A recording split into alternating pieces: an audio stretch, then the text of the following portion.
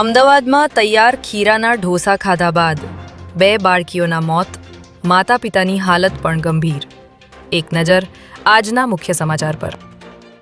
અમદાવાદમાં તૈયાર ખીરાના ઢોસા ખાધા બાદ 2 બાળકીઓના મોત થયા હોવાની ગંભીર ઘટના સામે આવી છે.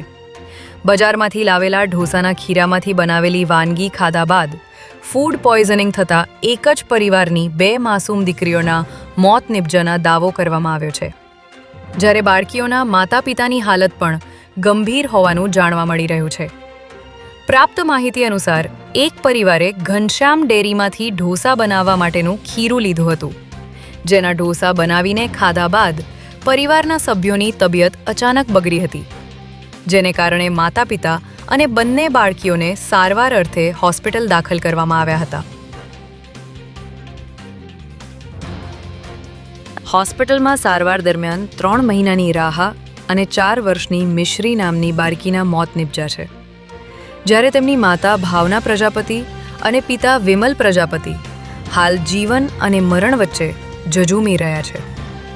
આ અંગે તેમના પરિવારજનોએ જણાવ્યું હતું કે સાંજે ખીરામાંથી ઢોસા બનાવીને ખાધા બાદ સવારે બધાને ઉલટીઓ થવા લાગી હતી, જેથી આ સમગ્ર ઘટનાની તપાસ કરવામાં આવે અને ન્યાય આપવામાં આવે તેવી તેમના પરિજનોએ માંગ કરી છે. આ મામલે ચાંદખેડા પોલીસે ખીરાની ક્વોલિટી જાણવા ઘનશ્યામ ડેરી પર FSLની ટીમ તપાસ માટે મોકલી આપી હતી. ત્યારે હવે તપાસના અંતે સાચી હકીકત જાણવા મળશે.